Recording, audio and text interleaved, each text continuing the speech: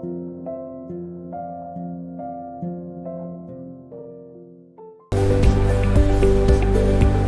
बच्चों, मैं पुरुषोत्तम यादव आपका फिर से हार्दिक स्वागत करता हूं आपके अपने YouTube चैनल कौटिल्य एकेडमी पे। हमने लास्ट क्लास में शुरुआत की थी परसेंटेज की।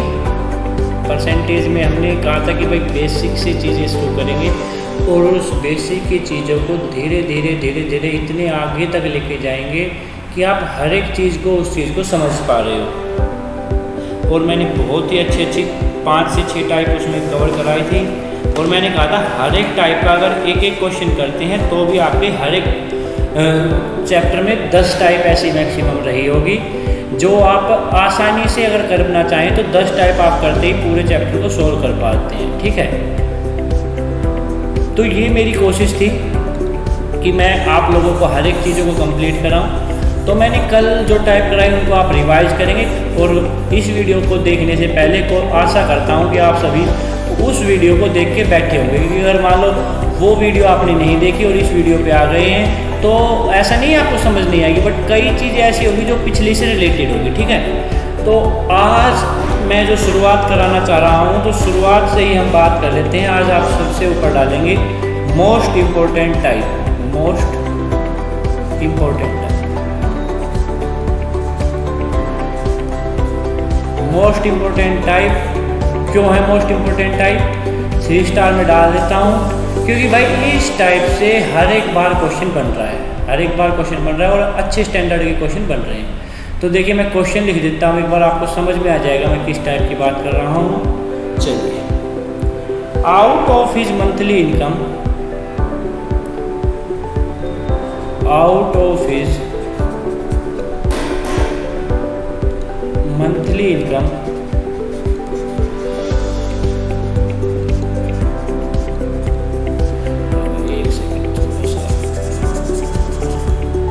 out of his monthly income, Ram spends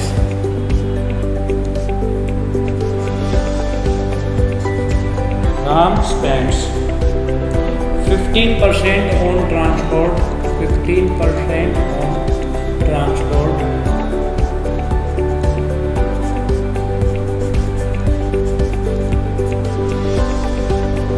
$55% on household expenses, 55% on household expenses and 5% on medical expenses, 5% on medical expenses. If he saves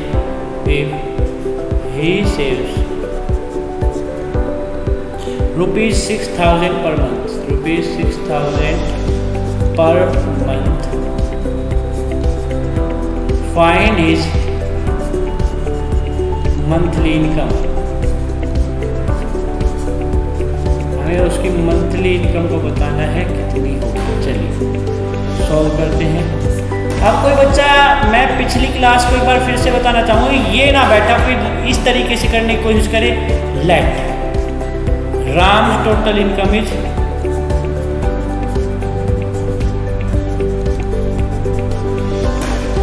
x, फिर वो निकाले कि भाई ट्रांसपोर्ट पे खर्चा एक्स का 15%, 15x/100। फिर वो निकाले कि हाउस होल्ड एक्सपेंसेस का एक्स का 55%, फिर वो निकाले मेडिकल का एक्स का 5% और फिर वो लेफ्ट निकाले या सेविंग निकाले। तो भाई एक चीज़ मैं बताना चाहता हूँ, यहाँ इस क्वेश्चन में तो फिर भी आप इस तरीके पे काम कर पा रहे हो, बट जब नेक्स्ट इसका जो एडवांस क्वेश्चन आएगा रिमेनिंग वाला, जो रिमेनिंग वाला कंसेप्ट आएगा उसमें फिर आप पीछे रह जाएंगे, पीछे छूट जाएंगे। तो कोशिश करें कि मैं जिस तरीके से बताऊं उसी तरीके पे आप भी काम कर पा रहे हो, इतनी समझ आपकी डेवलप हो जाए कि जिस तरीके से मैं हर चीज़ों को सोच पा रहा हूँ आप भी हर चीज़ों को सोच पा रहे हो। देखिए शुरुआत कर लेते हैं, धीरे शुरुआत है पर अच्छे से शुरुआत करेंगे। देखो देखिए भाई, हमने मानना है हमेशा लेट टोटल इनकम एक्स की जगह हमें मानना है 100। अब इसमें से सारे एक्सपेंसेस घटा लेते हैं। पहले थे हमारे ट्रांसपोर्ट पे, दूसरे थे हाउस होल्ड एक्सपेंसेस, तीसरे आपके थे मेडिकल पे, और फिर आपकी थी सेविंग। सेविंग क्या होती है एक बार इसके ऊपर बात कर लेते हैं भाई। सेविंग हमारी होती है टोटल माइनस एक्सपेंसेस। इस पर मैं एक छोटा सा उदाहरण देना चाहता हूँ, इसको आप एग्जैक्ट याद रखें तो ये होता है टोटल जो आपके पैसे होते हैं उसमें दो चीज़ आप करते हैं, एक तो आप खर्च कर देते हैं प्लस कुछ बचा लेते हैं। मान लेते हैं आपके घर से आपको 100 रुपये मिले मेले में जाने के लिए, और आपने उसमें से 80 रुपये खर्च कर दिए, तो आपके पास 20 रुपये बच गए। तो जो बचे हुए वो सेविंग, जो खर्च कर दिए वो एक्सपेंसेस, जो टोटल जो आपको मिले थे। तो अब आपने यहाँ पे 100 रुपये आपको मिले थे, वहाँ पे ट्रांसपोर्ट पे खर्च किया आपको 15%। देखो परसेंट है तो मैं यहाँ पे परसेंट ही लिख देता हूँ, परसेंट में वैल्यू आ जाएगी। यहाँ पे 55% और यहाँ पे 5%, और यहाँ पे कितना बच जाएगा देखो। ऐड करने का तरीका देखो, 50, 60, 70, 75, 75। तो आपने एक चीज़ देखा, यहाँ पे आप 75% पैसे यूज़ कर चुके हैं।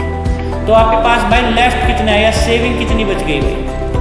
25% बच गई। तो आपको यहाँ पे 25% की, अब आपको यहाँ पे एक चीज़ की कहीं पे किसी की भी वैल्यू दी जा सकती है। आपको यहाँ पे 25% की वैल्यू दी हुई है उसने कहा 25% की वैल्यू है 6000, तो 1% की वैल्यू आ जाएगी 6000 अपॉन में 25। 25 से काट लो, आगे जाके भी काट सकते हो। मान लो काट देते हैं, 25 दूनी 50, चौके 100, 240 पे कट जाएगा, 240 पे कट जाएगा। और हमें निकालना है 100%, टोटल 100% था तो 100% की वैल्यू आ जाएगी 240 इंटू 100 इज इक्वल टू 24,000। तो कोशिश करें क्वेश्चन को इस तरीके से सोच पा रहे हो। 100%, अब यहाँ पे एक की वैल्यू आ गई ना, एक की, तो किसी की भी वैल्यू आप निकाल सकते हो। इसको एक तरीके, इस तरीके से अगर आप सोच पाए तो और भी बेहतर है। देखो एक बार मैं थोड़ा सा इसी कंसेप्ट पे थोड़ी सी चीज़ों को बढ़ा देता हूँ। अगर इस कंसेप्ट को आप इस तरीके से थोड़ा सा और आगे बढ़ा के देखो, थोड़ा सा एडवांस है और थोड़ा सा एक्स्ट्रा आपका एफर्ट लगेगा। 1% आपके एफर्ट से बहुत सी सेकंड घट जाती है, 2-3 लाइन क्वेश्चन में कम हो जाती है। देखिए किस तरीके से, देखो 25% की उसने वैल्यू दी हमें कितनी, 6000। तो हमें देखा 25 को कितने से गुना करने पे आया, 240 से गुना करने पे आया। ठीक है भाई, एक की वैल्यू मैंने डायरेक्ट निकाल दी यहाँ पे डिवाइड करके।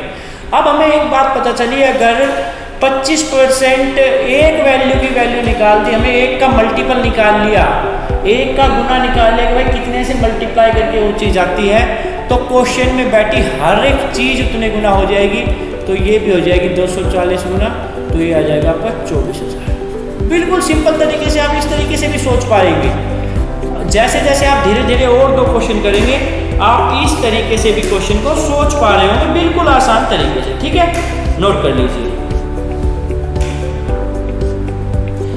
अब इसी का दूसरा पार्ट कर लेते हैं। देखिए भाई, नोट हो गया होगा। अब मैं भाई इसके दूसरा क्वेश्चन नहीं करा रहा हूँ, इसका जो सेकंड पार्ट है, एडवांस पार्ट है, उसी पे बात कर लेते हैं। क्योंकि एक टाइप का एक क्वेश्चन हो जाए तो उस तरीके का आप अगर सीख चुके हैं तो फिर आपको मैं चाहे 1000 क्वेश्चन कराऊँ, आप एक में भी गलती नहीं करेंगे।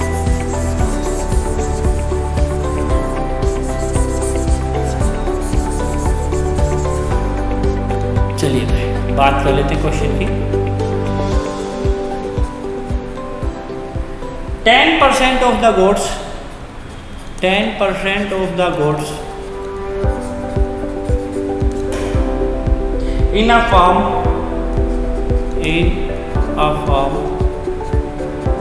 died in a flood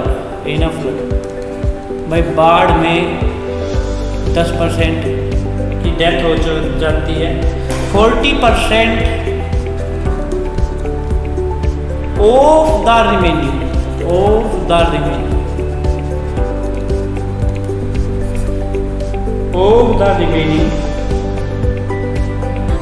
died due to disease if 594 goats were alive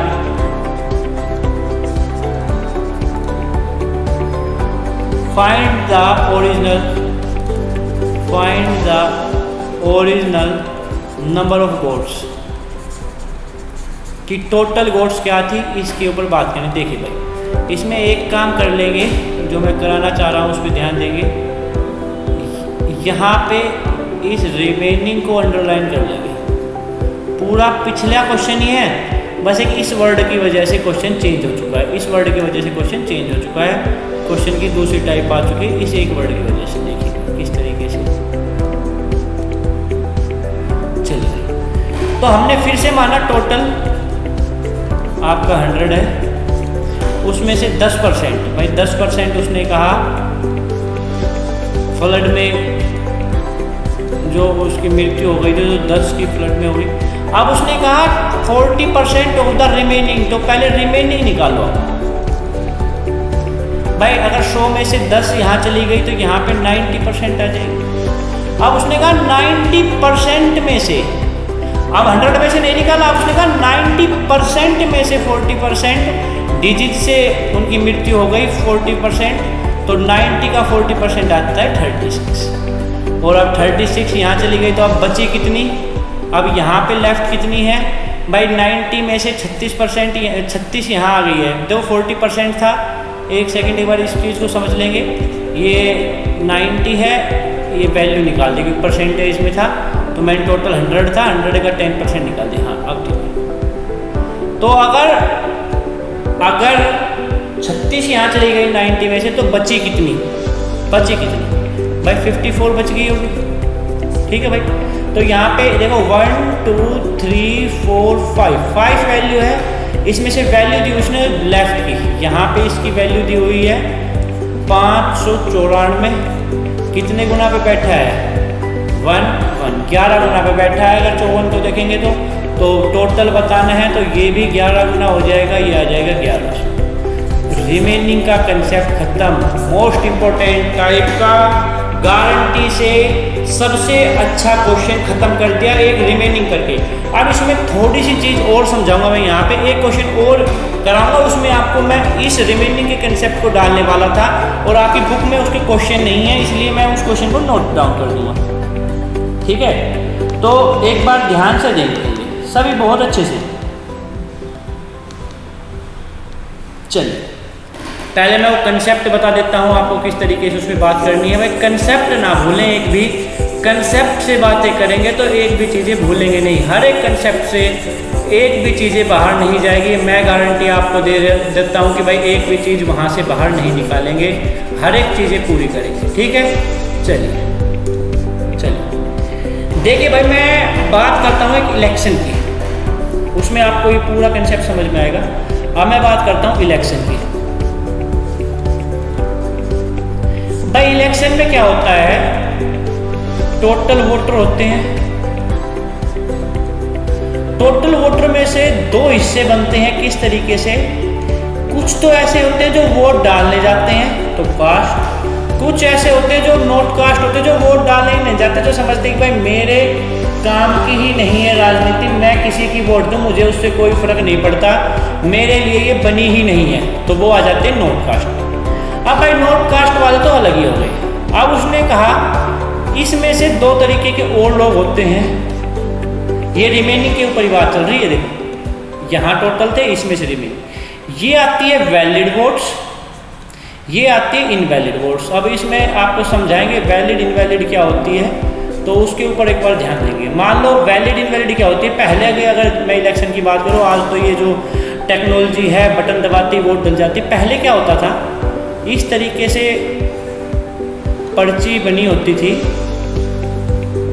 मान लो 3 कैंडिडेट हैं, ये 3 कैंडिडेट हैं, इनके 3 के अपने अपने साइन है। मान लो एक का ये सर्कल साइन है, एक का मान लो ये स्क्वायर साइन है, और एक का मान लो ये कर्व साइन है। मान लो ये 3 इलेक्शन में गए, आप वोट डाल लें, आपको 3 पर्ची थी, मान लो ए कैंडिडेट, बी कैंडिडेट और सी कैंडिडेट, 3 कैंडिडेट थे। आपको वोट डालनी थी बी वाले की। आपने पहले इस पर मोहर लगाई जाती थी, जैसे अंगूठा करते हैं इस तरीके से, आपने मोहर लगाई, जल्दबाजी में आपकी वोट ये लग गई थी। अब जब ये गिनती के लिए गया, अब आप तो अपने मान लो बी को आपने वोट देना था, अब ये गिनती के लिए गया, जब ये काउंट होने लगा, अब मान लो काउंट वाले को क्या पता आपने ए की वोट दी है या आपने बी की वोट दी है। भाई उसे तो कोई पता ही नहीं है कि भाई ए की वोट दी है या बी की वोट दी है। तो ये जो चीज़ होती है, ये होती है कि भाई ना तो ए की वोट ना बी की वोट, ये काउंट होती है इनवैलिड वोट। इनवैलिड का मतलब भाई इसको काउंट ही नहीं करेंगे। बट ये नोट कास्ट नहीं होती, इसलिए गेरने तो आया बट गलती हो गई, ठीक है, याद रखेंगे ये चीज़। चलो, और अब जो ये वैलिड वोट्स होती हैं, इस वैलिड वोट्स में से 2 लोगों को मिलते हैं। 2 कैंडिडेट है तो 2 को, 3 है तो 3 को। क्वेश्चन 2 का बनता है, एक विनर कैंडिडेट, एक लूजर कैंडिडेट। तो यहाँ से उन चीज़ों को मिलती है। तो ये पूरा आपका कंसेप्ट है। क्वेश्चन में मैं इसको डाल के समझाता हूँ आपको किस तरीके से क्वेश्चन को समझना है। अब मैं बात करूँ, एक बात पहले मान लेते हैं, मान लो ये टोटल 100 थी, 10 आए नहीं, 90 आए, मान लो 10 इनवैलिड हो गई तो 80 बची। मान लो 50 इसने ली, 30 इसने ली, तो 20 से ये वोटों से जीत गया, 20 वोटों से ये जीत गया, ठीक है, 20 वोटों। अब मान लो मैं कहूँ क्वेश्चन में कि एक जो इनवैलिड वोट, डायरेक्ट मैंने कह दी इनवैलिड वोट 10% है, मैंने नोट कास्ट का जिक्र ही नहीं किया, तो भाई नोट कास्ट का जिक्र नहीं किया तो होगा क्या, ये सब चीज़ें खत्म हो जाएगी। डायरेक्ट कास्ट नोट कास्ट हम मानेंगे 100% थी, 100% ने कास्ट किया और सीधा हम डायरेक्ट यहाँ से इनवैलिड और वैलिड डायरेक्ट हम यहीं से निकाल रहे हैं, ठीक है, डायरेक्ट वैलिड और इनवैलिड यहीं से निकाल रहे हैं। तो कहने का मतलब ये है कि बीच में जो चीज़ ना दी हो हम मानेंगे वो चीज़ हुई नहीं, वो चीज़ हुई नहीं का मतलब है कि वो डायरेक्ट ही थी, वो नोट कास्ट हुई नहीं, सारे के सारे ने कास्ट किया। ऐसे इनवैलिड का है, मान लो उसने कहा नहीं कि इनवैलिड कोई वोट हुए, तो मान लेंगे 100% वैलिड वोट थे, 100% वैलिड वोट थे, ठीक है। चलिए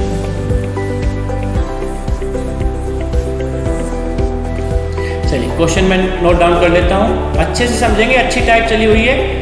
फिर से बता देता हूँ, बुक में आपके में ये क्वेश्चन नहीं है, बट इस टाइप का मैं क्वेश्चन आपको पूरी प्रैक्टिस सेट दूंगा, तो देखते हैं, ठीक है। In an election between 2 candidates, in an election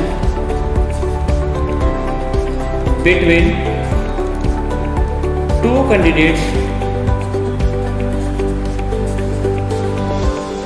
2 candidates, the winning candidate got 62% of total vote. The winning candidate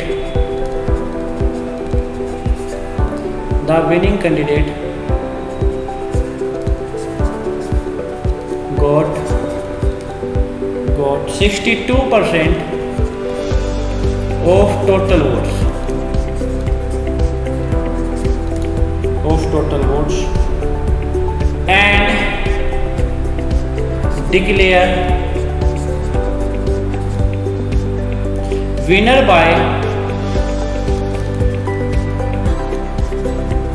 144 votes.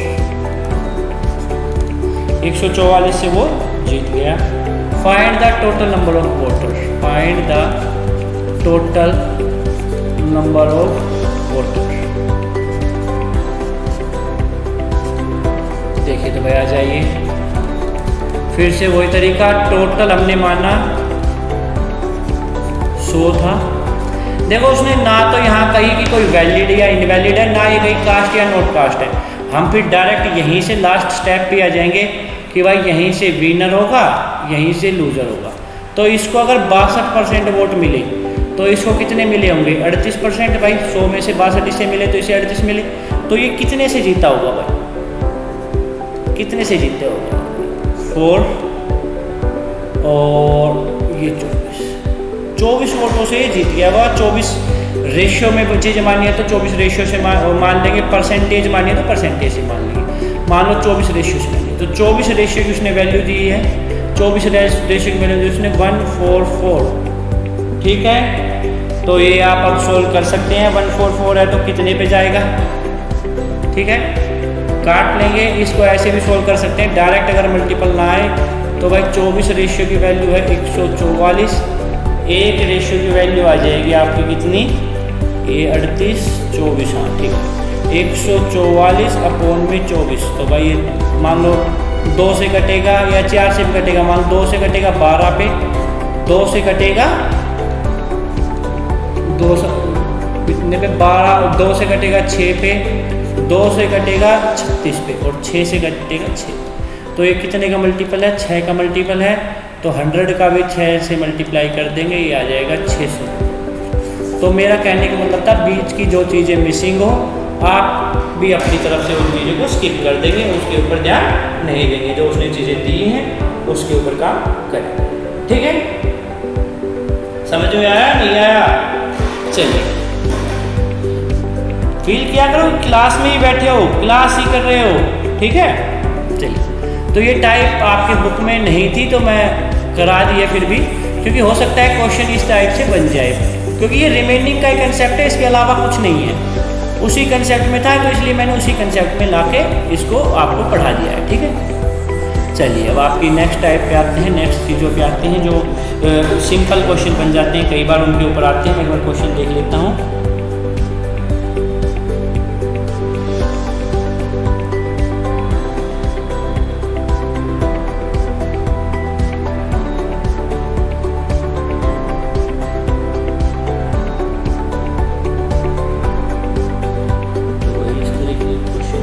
हाँ चलिए नोट डाउन कीजिए।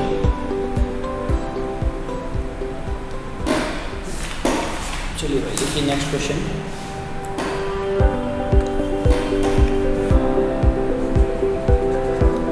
इन एन एग्जामिनेशन,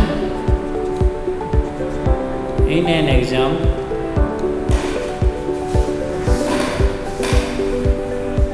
थोड़ा सा भाई चलिए बात करते हैं। In an exam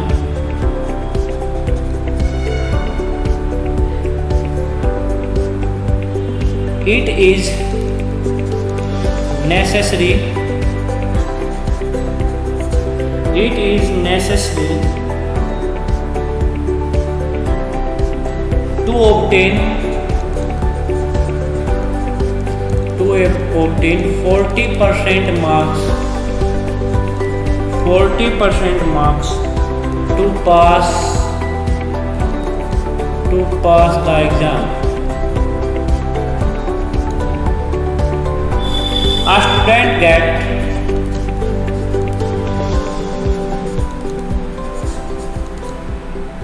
200 marks and fails by 40 marks. 40 marks. Find the total, find the total या मैक्सिमम, क्योंकि इसमें मैक्सिमम ज़्यादा बेटर वर्ड रहेगा यूज़ करना। Find the maximum marks. Maximum marks का मतलब है कि भाई टोटल मार्क्स कितने हैं उसको ये बताना है, एग्जाम में ये चीज़ें हमें बतानी है। चलिए सोल्यूशन के ऊपर बात कर लेते हैं। भाई एक एग्ज़ाम है जिसमें आपको 40% मार्क्स लेने हैं। भाई मान लेते हैं आपने पेपर दिया, आपको 40% मार्क्स लेने थे पास होने के लिए। अब एक बेचारा बच्चा पढ़े लिखा कमजोर था, उसके 200 नंबर आए, 240 नंबर, और वो 40 नंबर से फेल हो गया। तो उसके पापा ने उसे कहा कि भाई अगर 40 नंबर और ले लेता तो तू पास हो जाता, अगर तू 40 नंबर और ले लेता तो पास हो जाता। मान लेते हैं एक बार यहाँ देखिए भाई, एक रेस है, मान लो ये 200 मीटर की यहाँ तक है, इसके आगे ये 40 मीटर है और यहाँ उसे पहुँचना है। ये रेस का 40% हिस्सा यहाँ पे है कि अगर यहाँ तक एक हिस्सा, यहाँ तक एक हिस्सा, तो यहाँ पहुँचते ही 40% पूरी होगा। तो एक लड़का भगा यहाँ से 200 मीटर, यहाँ रुक गया, तो 40 मीटर उसका बच गया। अगर वो 40 मीटर और भाग लेता तो वो 240 पे पहुँचते ही 40 मीटर पूरी कर लेता है। तो क्या मैं यहाँ ये कह सकता हूँ कि भाई 40% की वैल्यू 240 दी हुई है? क्यों भाई? क्योंकि देखो 240 पहुँचते ही वो 40% कवर कर लेता है, 240 पहुँचते ही। तो भाई यही चीज़ आपको यहाँ समझनी है। देखो यही एक छोटी सी बात आपको यहाँ समझनी है। देखो किस तरीके से उसकी बात कर लेते हैं एक बार। देखिए चलिए, हमें पासिंग परसेंटेज क्या है? 40%। और उसने प्राप्त कितने किए हैं? 200। और फेल कितने से हो गया? 40 से। अगर वो 240 ले लेता तो पासिंग मार्क्स हो जाते हैं, पास हो जाता वो। तो अब यहाँ से समझ में आया कि 40% की वैल्यू कितनी है? 240। 1% की वैल्यू हो जाएगी 240 बटे 40 से डिवाइड करेंगे तो 60 पे 6 पे जाएगा ये। और हमें टोटल 100% होता है। मैंने कहा टोटल हमेशा 100% होता है, तो 100% की वैल्यू थे 6 × 100 = 6। तो आंसर आ जाएगा 6। एक वैल्यू उसने दी, उसको आप आसानी से समझ पा रहे होंगे किस तरीके से उसको सोल्व करना है। ठीक है, तो हमने एक चीज़ पे ध्यान दिया कि भाई वो इस तरीके से क्वेश्चन को आगे बढ़ा सकता है। अगर क्वेश्चन का स्टैंडर्ड उठाना चाहे तो इस तरीके से क्वेश्चन का स्टैंडर्ड उठाया जा सकता है। ठीक है, चलिए नोट डाउन कर लीजिए। तो ये मैंने एग्जामिनेशन वाली टाइप आपको कराई है कि भाई एग्जामिनेशन में किस तरीके के क्वेश्चन होते हैं, कि भाई एग्जामिनेशन में किस तरीके से हम बात करेंगे उसके ऊपर बात होगी।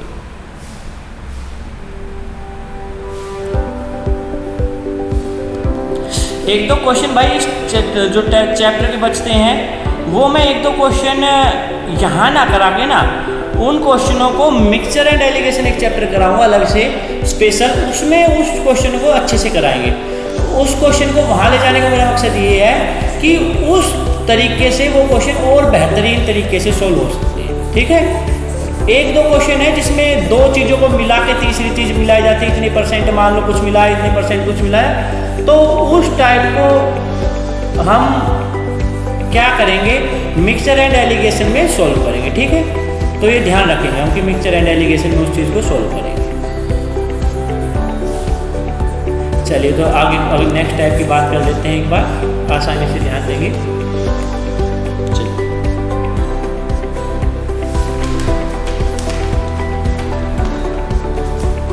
अब आता है भाई सक्सेसिव परसेंटेज का मेथड। तो देखिए मैं एक क्वेश्चन लिख लेता हूँ, उसी के हिसाब से समझ में बहुत अच्छी वैल्यू आएगी।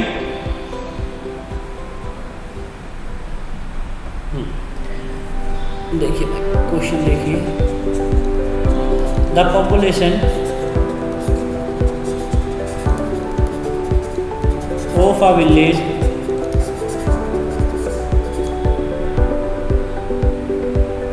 increases by 10% annually.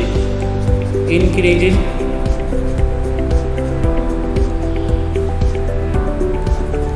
by 10% annually. Annually का मतलब होता है भाई हर साल। Annually.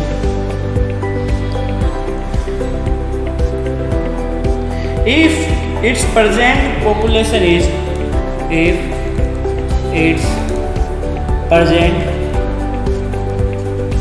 population is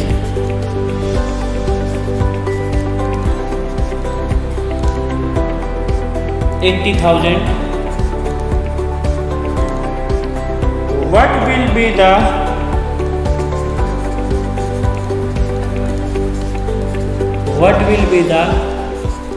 population after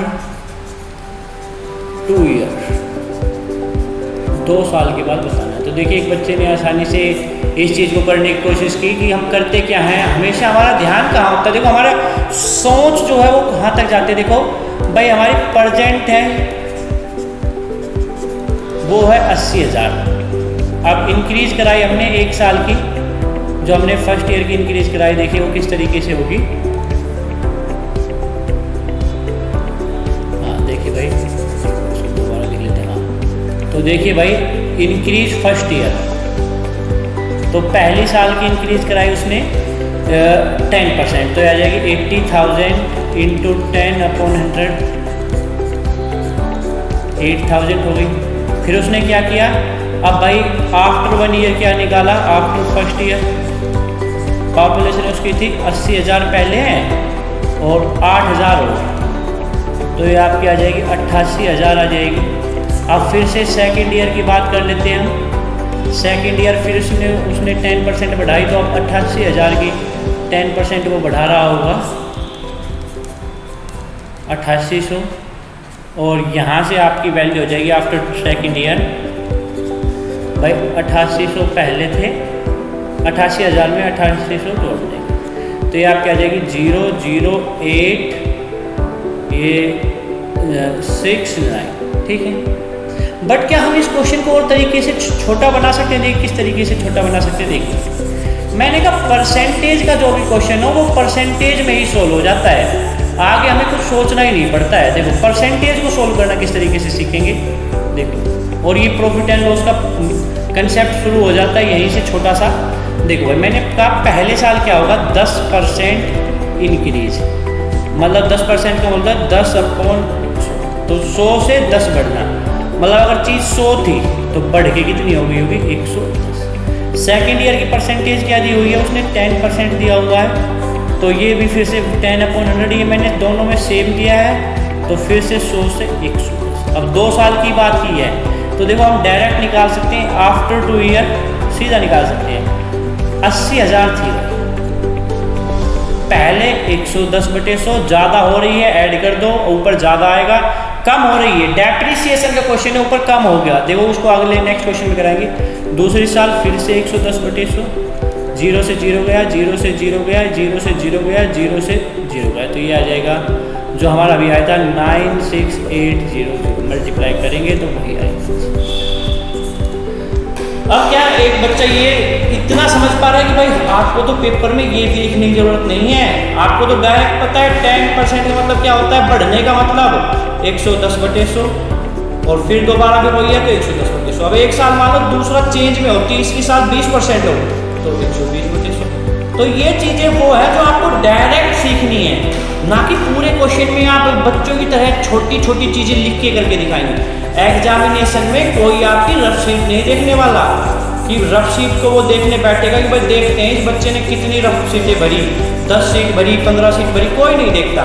only देखता है आपने जो ऑप्शन टिक किया है वो, कि आपने किस तरीके से वो ऑप्शन टिक किया है। कि अगर आपका वो ऑप्शन सही टिक है तो चाहे आपने वो रफ कॉपी में लिखा भी ना हो और तुक्का लगाया हो तो भी सबकी नज़र में वो ठीक ही है। और अगर आपने मान लो खूब सोल्व करके, और कई बार होता है हम ऑप्शन गलत टिक कर देते हैं जल्दबाजी में, तो वो सबके लिए गलत ही है, ठीक है।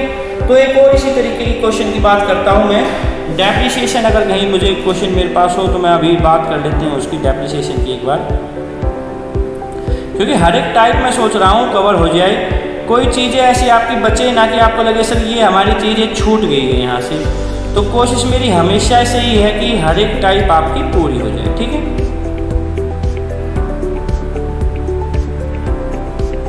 चलिए हाँ देखिए, थोड़ा अच्छा क्वेश्चन आ गया, स्टार मार्क कर लेंगे इसी कंसेप्ट में। Value of A car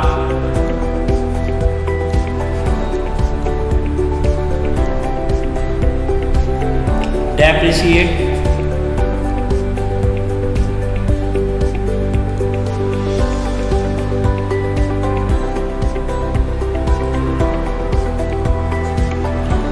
%20 every year.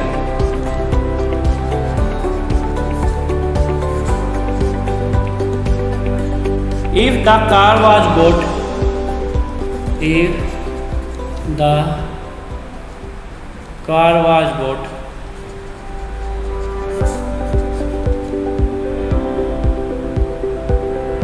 3 years ago, एगो and its present value is 204800. Then what was its price? Its price at the time of purchase. At the time of purchase कि जब वो खरीदी तो कितने रुपए की थी, ये हमें बताना है। तो देखिए भाई सॉल्यूशन पे आ गई। अब हमने चीज़ें देखी यहाँ पे परसेंटेज, तो उसने कहा भाई 20% हर साल घटा है। देखो ये पहले साल की बात है, ये दूसरे साल की बात है और ये तीसरे साल की बात। उसने कहा तीनों साल 20% ही घटा है। 20% घटा माइनस है, 20% घटा माइनस है, माइनस आता है तो आ जाएगा 20/100। यहाँ पे भी 20/100, यहाँ पे भी 20/100। तो हमें एक चीज़ समझ में आई कि अगर वो चीज़ 100 थी तो घट के कितनी रह गई, 80 रह गई। यहाँ पे भी 100 थी तो 20 घट के 80 रह गई, और यहाँ पे भी 100 थी तो वो 80 रह गया। उसने परसेंट वैल्यू दी है तो हमने उसकी परचेजिंग टाइम पे मान ली, परचेजिंग टाइम उसकी वैल्यू x थी, तो x से वो 80% रह गई तो 80, अपने 20% घट गई तो 80% बची है, फिर से वो उसकी 80% बची है, और फिर से वो उसकी 80% बची है, और अब उसने वैल्यू दी है 204800। इस जीरो से ये जीरो कट गई, यहाँ जीरो से यहाँ जीरो कट गई, इस जीरो से ये जीरो कट गई, तो यहाँ से x की वैल्यू आ जाएगी 204800 into 100 into 10 dividing by 8 into 8 into 8। तो भाई 8 से कट जाएगा, 8 to the 16, 4 4 5 6 0 0। फिर से 8 से कट जाएगा, या 64 से डायरेक्ट काट से, चलो 8 से ही काट लो। 8 3 जा, 8 2 जा 0 0। 8 से कट जाएगा 4 पे 0 0, तो ये आ जाएगा 4 2 0 और फिर 3, 4 लाख रुपए उसकी वैल्यू थी। समझ में आई होगी बात। बिल्कुल आसान तरीके से चीज़ों को कराएगी, एक एक करके ना घटाना और एक साइड कंबाइन काम करना कितना आसान होता। अब इसमें कोई बच्चा ऐसे करने बैठ जाए कि भाई पहले 20% निकाले, फिर 20% वो घटाए, फिर 20% निकाले, फिर 20% वो घटाए, फिर 20% निकाले और फिर 20% वो घटाए, तो ये चीज़ें बहुत ही लंबी पहुंच जाएगी और वहाँ तक आप काम नहीं कर पाएंगे। उस गिवन टाइम पीरियड में तो नहीं कर पाएंगे जिस गिवन टाइम पीरियड में आपको क्वेश्चन सोल्व करना होता है। ठीक है, तो ये एक अच्छा क्वेश्चन था, मैंने इसीलिए स्टार मार्क भी डाला है कि अच्छा क्वेश्चन है भाई। ठीक है, तो ये डेप्रिसिएशन का क्वेश्चन था। अब इसी तरीके के क्वेश्चन मैं आपको देता भी हूँ जो आपको करना है, क्योंकि बीच बीच में एक दो क्वेश्चन आपकी प्रैक्टिस की भी होनी चाहिए, जिससे आप लिंक बना रहे, आपका ध्यान बिल्कुल यही रही, ना हो कि भाई बस बैठे हो, वीडियो सामने चल रही है और सर कराने लग रहे हैं, हमें तो कुछ करना ही नहीं है। तो देखिए भाई क्वेश्चन देखिए, बिल्कुल हम इसे ऐसे फील कराएंगे कि जिस तरीके से क्लास आपकी चल रही हो। तो देखिए भाई, population of a village is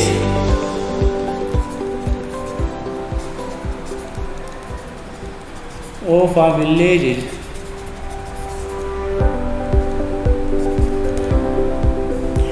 10,000. In first year it increases by, in first year it increases by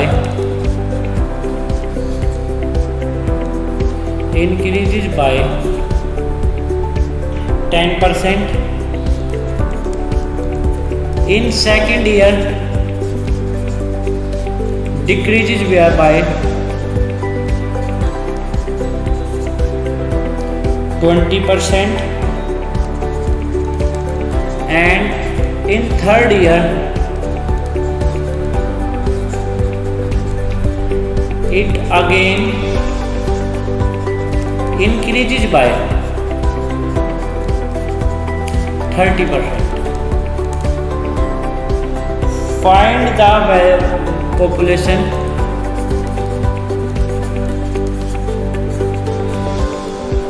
after 3 years.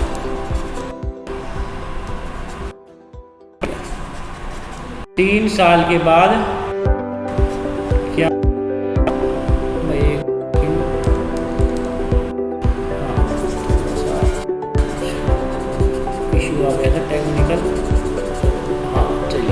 3 year था, 3 ईयर।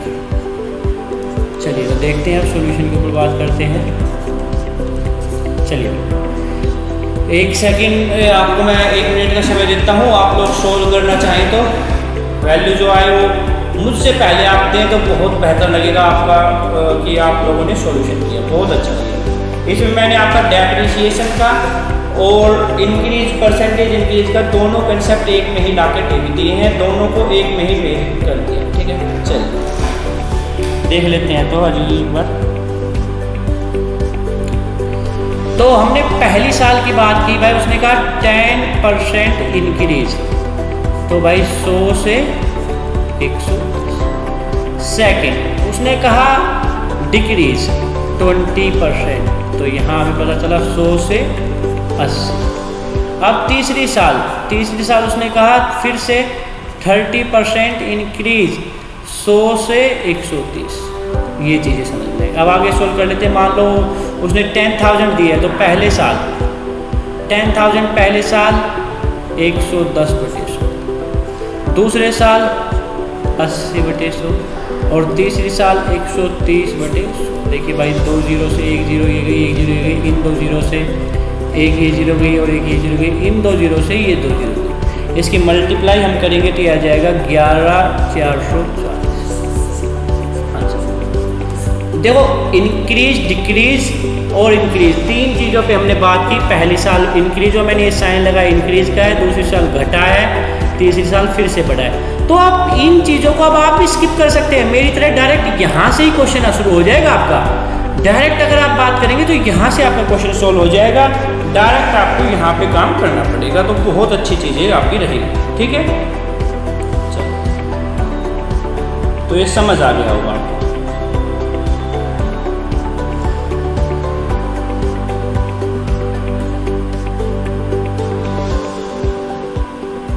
एक क्वेश्चन और करा देते हैं। मैं एक टाइप का एक क्वेश्चन रह गया था, वो मैंने लास्ट क्लास में लास्ट क्वेश्चन शायद कराया था। मैंने कहा था नेक्स्ट क्लास में इसका एक और क्वेश्चन एडवांस में करा देंगे, जो इसका और अच्छा क्वेश्चन बनेगा।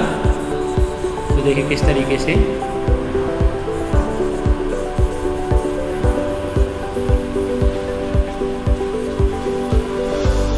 चलिए बात करते हैं उसकी।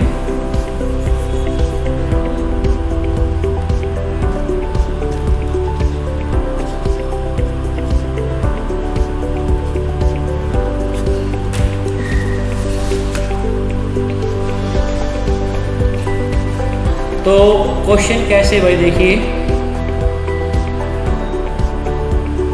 हाँ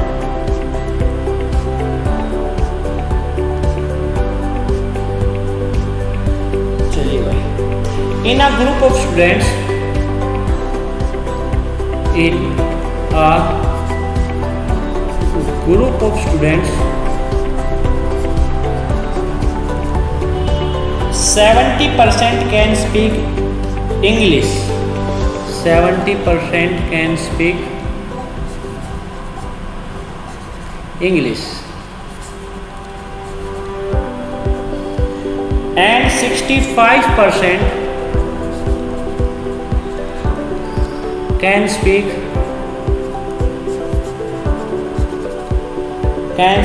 Hindi. If 27% of the students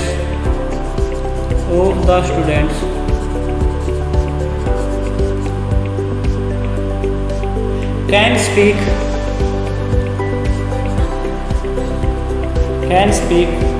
neither of the two languages,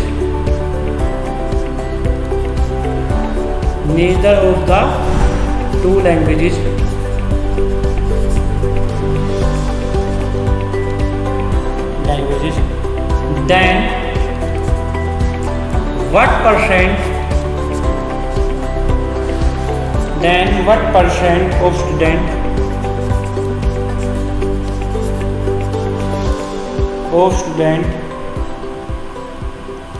can speak both languages?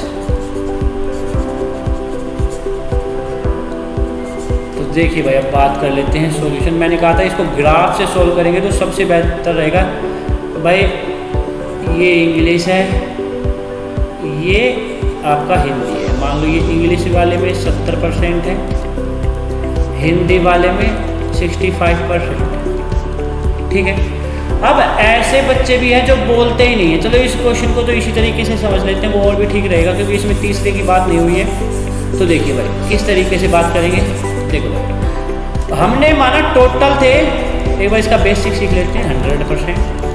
अब उसमें से कोई सी भी लैंग्वेज नहीं बोलते तो नीदर कौन से थे, 27%। तो कितने बच गए जो दोनों में से एक लैंग्वेज तो बोलता ही बोलता होगा, इंग्लिश और हिंदी, मतलब या तो इंग्लिश बोलता हो या हिंदी बोलता हो या दोनों बोलते हो। तो ऐसे कितने बच्चे रह जाएंगे, 63 नहीं 73।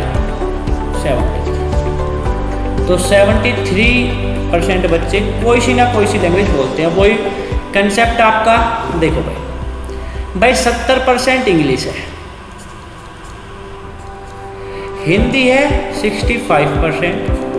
तो इंग्लिश और हिंदी दोनों को मिला के कितने बच्चे हो गए यहाँ पे, ये आपके हो गए 135%। बट हमारे पास बच्चे कितने हैं टोटल, 73%। तो कितने पर बच्चे ऐसे हो गए, 135 माइनस 73, ये 62% बच्चे ऐसे हैं जो दोनों लैंग्वेज बोलते हैं, कॉमन पार्ट में आते हैं, जो कॉमन पार्ट में आते हैं। 62% बच्चे ऐसे हैं जो कॉमन पार्ट में आते हैं। तो क्या करना है कि जो नीदर, जो कोई सी भी लैंग्वेज नहीं बोलता उसको सबसे पहले अलग कर देंगे, सबसे पहले उसको निकाल के अलग कर देंगे। ठीक है, याद रहेगी बात। चलिए बहुत अच्छी बात। एक क्वेश्चन और मैं इस टाइप को और बेहतर बना देता हूँ आपका। एक क्वेश्चन और लेके आता हूँ इसी तरीके का। देखिए उसमें थोड़ा सा एक कंसेप्ट और डाल देंगे तो वो टाइप पूरी हो जाए। बस मेरे मतलब ये था कहने का कि जैसे हमने रिमेनिंग वाली टाइप की है, उसके एक्सपेक्टेड क्वेश्चन करने हैं, तो इसके भी एक्सपेक्टेड तक ना हो ना, तब तक एक चैप्टर कंप्लीट करने का तब तक मज़ा नहीं आता कि उसके हर एक क्वेश्चन हमें ना आते हो। तो देखिए बात कर लेते हैं। चलिए 42% people like to play cricket. 42% people like to play cricket. ठीक है। And 47% like hockey and 15% like both. 15% like है भाई, ये like both.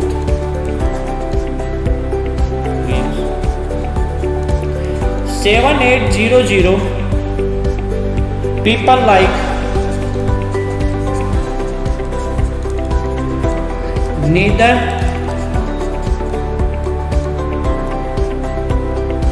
neither cricket nor hockey.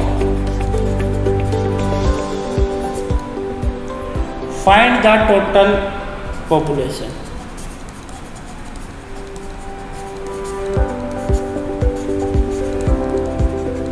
चलिए भाई सोल्व कीजिए। बहुत अच्छी क्वेश्चन है, बहुत अच्छा क्वेश्चन है, सोल्व कीजिए। अब इसको मैं आपको समझा देता हूँ। देखो 1 मिनट है आपके पास, कर सकते हो आप, ट्राई करना चाहे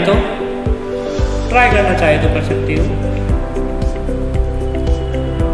चलिए तो बात कर लेते हैं एक बार आपकी। हमने जो क्वेश्चन किया उसके ऊपर ही बात कर लेते हैं कि आपको बताना है कि टोटल पॉपुलेशन कितनी है, उसके ऊपर एक बार बात कर लेते हैं। बहुत अच्छा क्वेश्चन है, मैंने कहा बहुत अच्छे स्टैंडर्ड से किया हुआ क्वेश्चन है कि देखो इस बार उसने हमें नीदर वाले की परसेंटेज ना देके वैल्यू दी है, तो हम पहले नीदर वाले की परसेंटेज निकाल लेते हैं। देखो भाई हमने कहा था इंग्लिश प्लस चलो इसमें क्रिकेट वाली बात है।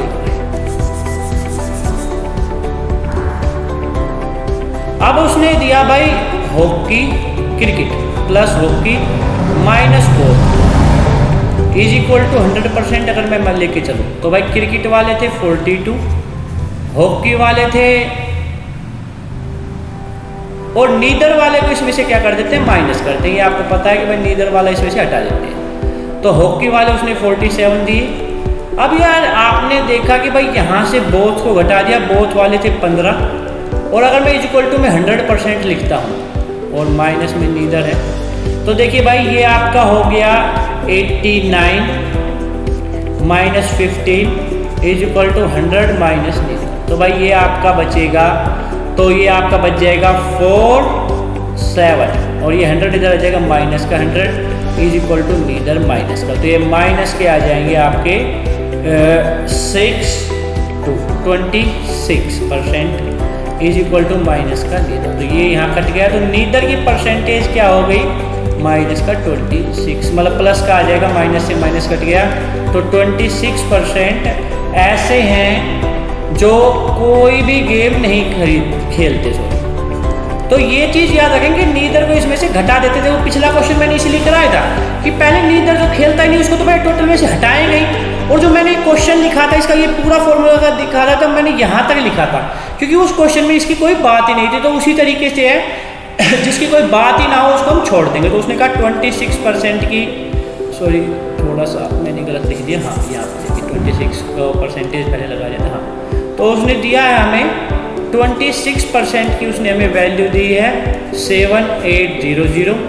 1% की वैल्यू हो जाएगी 7800 अपॉन में 26। कट कर लेंगे, आप आसानी से कर सकते हैं, बहुत आसानी से।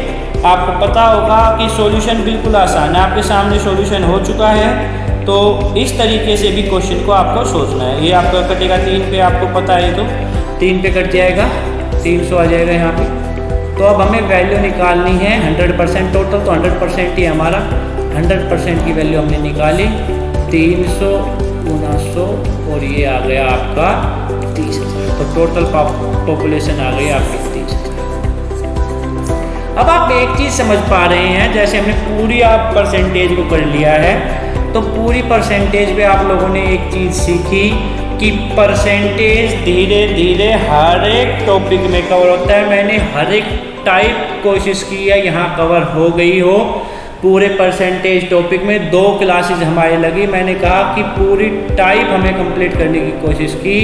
हाँ, रह गई है एक जो छोटी सी चीज़ है, जब 2 चीज़ों को मिला के तीसरी चीज़ मिलाते हैं। मैंने कहा उसको अलग ही चैप्टर में ले जाके मिक्सचर एंड एलिगेशन में सोल्व करेंगे। बहुत बेहतरीन चैप्टर रहेगा, आपको पढ़ने में मज़ा आ जाएगा।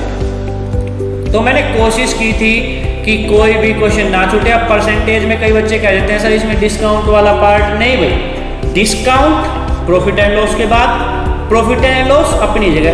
कोई भी क्वेश्चन मैंने इसमें मिक्सअप नहीं किए हैं। यहाँ मैंने केवल परसेंटेज के क्वेश्चन किए हैं। परसेंटेज के अलावा मैंने एक भी क्वेश्चन को यहाँ पे मिक्सअप नहीं किया।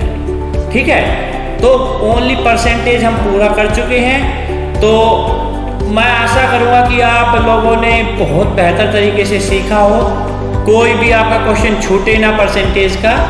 और नेक्स्ट में हम आप मिलेंगे आपको प्रॉफिट एंड लॉस के साथ।